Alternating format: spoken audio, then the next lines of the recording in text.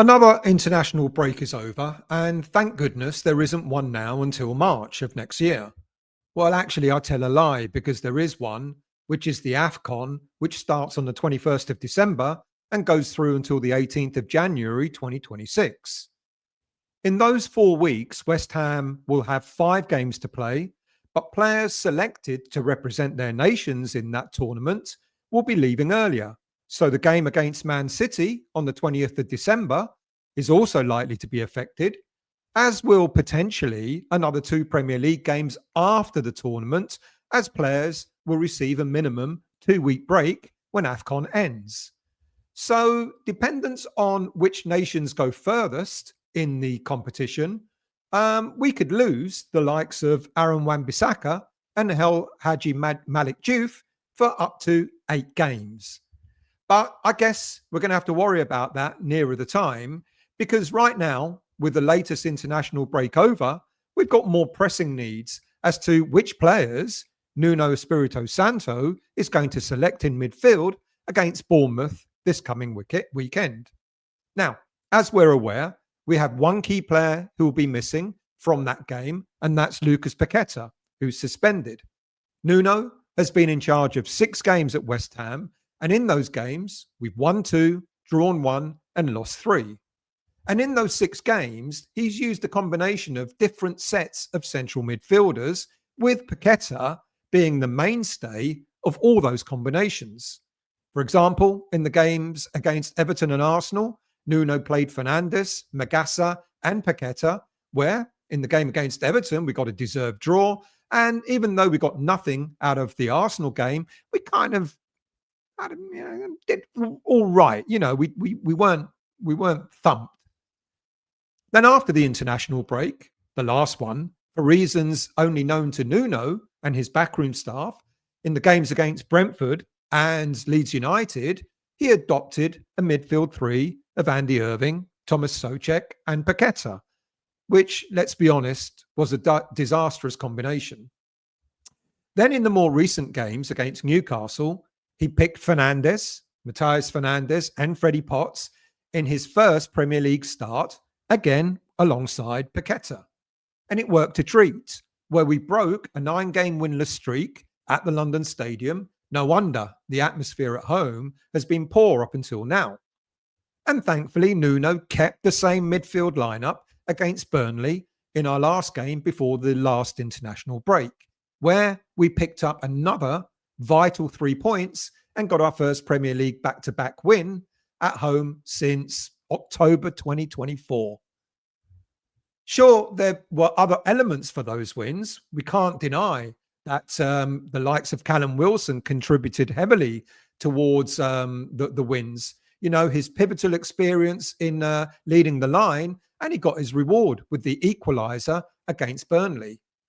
There's also the rejuvenation in goal of Alphonse Areola, who has been a little bit more commanding in his 18-yard box of late.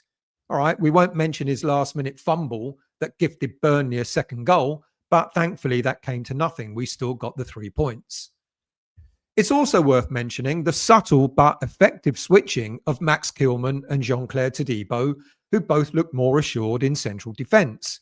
Actually, let me take that back 1 second.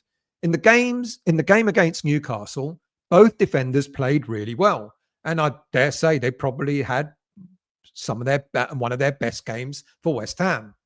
But in the game against Burnley, Todibo maintained that form. He continued in that good vein of form, but the defensive coaches really need to work on Kilman's timing of his jumps, as again, he was too late to get to the ball for Burnley's opening goal. But amongst all that, the midfield engine room is now looking far more balanced with the trio of Fernandes, Paqueta, and Potts. They have clicked in that midfield, and it's been a pleasure to see them controlling the pace from that part of the pitch over the last 2 games. But as mentioned, there will be 1, maybe 2 enforced changes to this trio, as there are fears over Freddie Potts' fitness. He picked up a dead leg in the last game against Burnley, but Nuno does expect him to be available for the game against Bournemouth this coming weekend. And there's also the need, as I've already mentioned, to replace Paqueta, who will be serving a one-match suspension. He picked up his 5th yellow card of the season, meaning that he misses the next game. But who's going to replace Paqueta? And if necessary, who's going to replace Potts?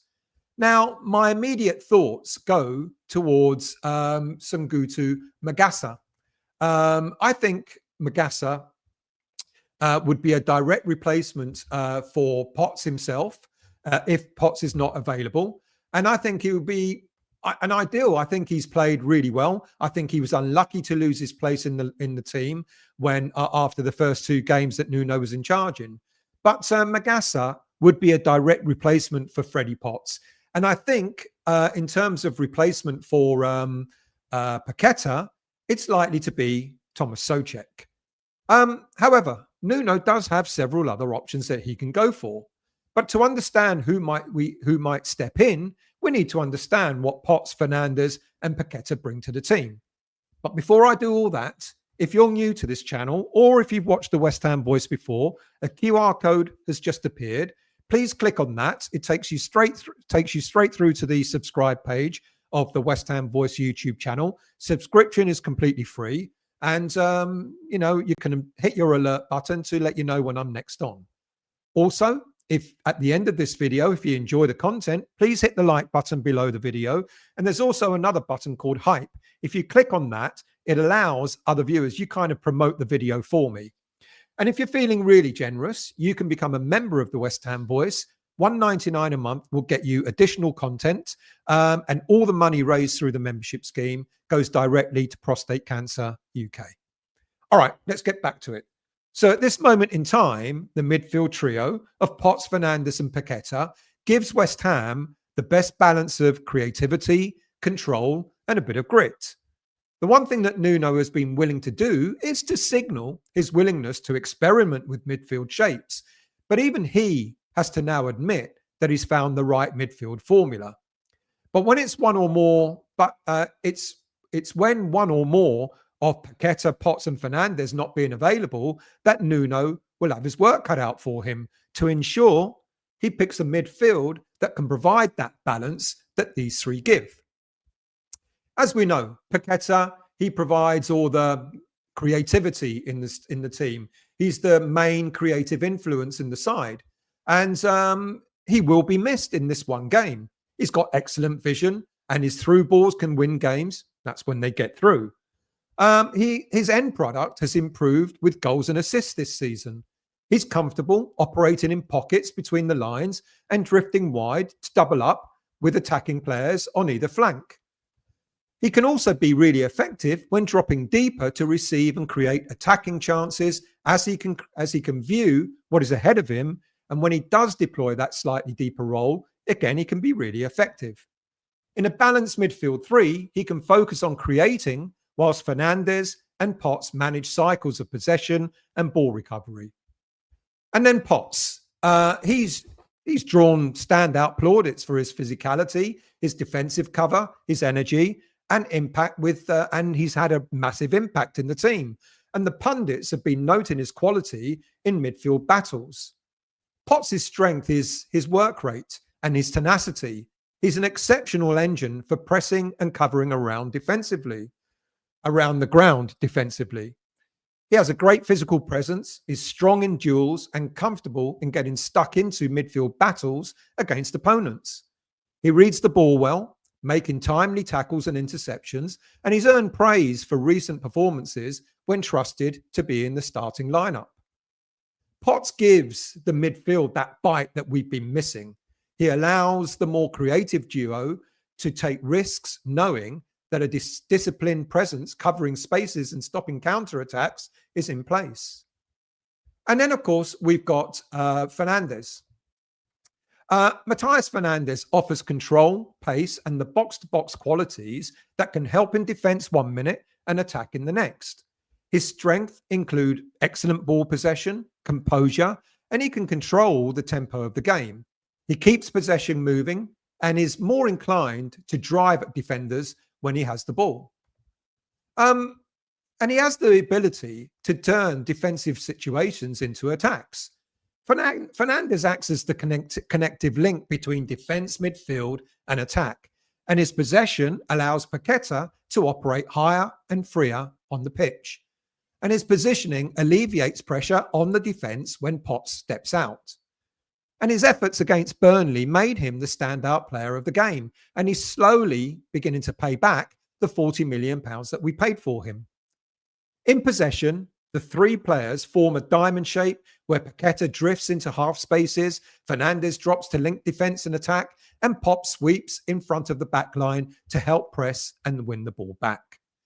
So with the different qualities they possess, can any of the players in the squad match what, let's go with Paqueta first, what he offers?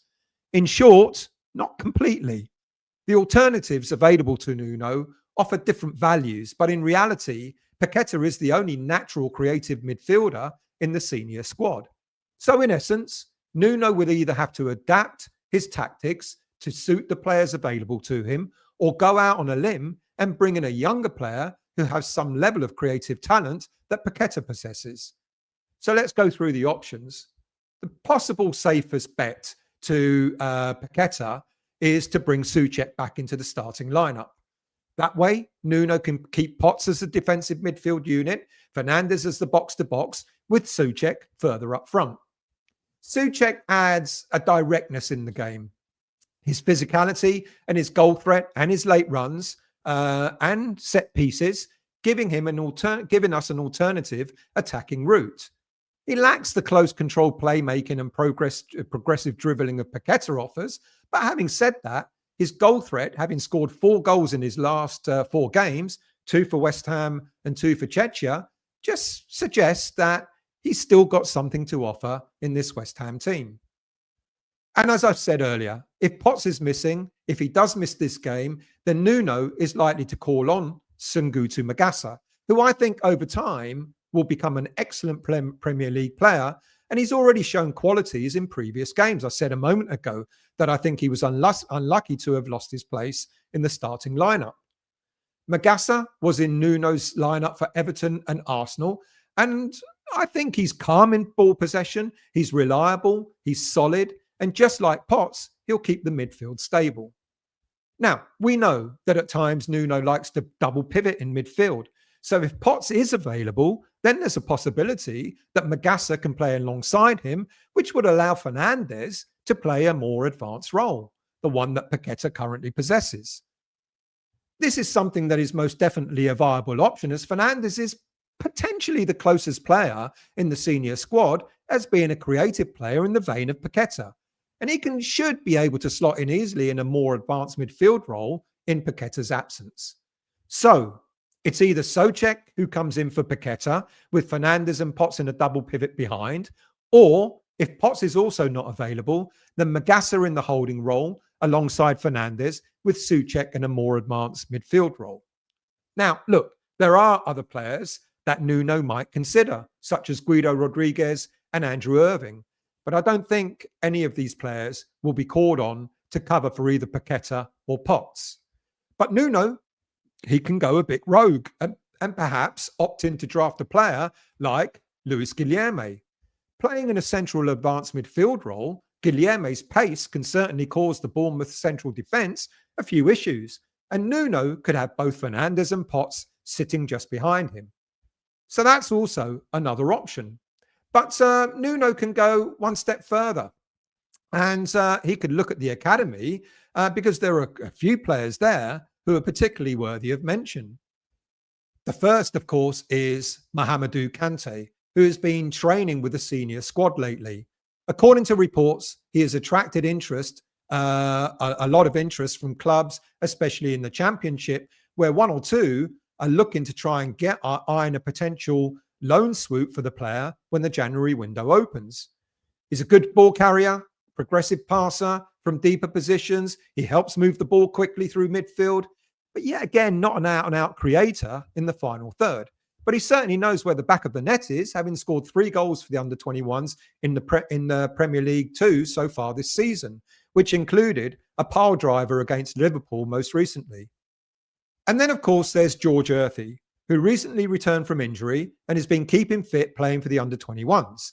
He has intelligent movement and good link-up play, but despite a few cameo roles for the senior team, he's had kind of limited top-level experience.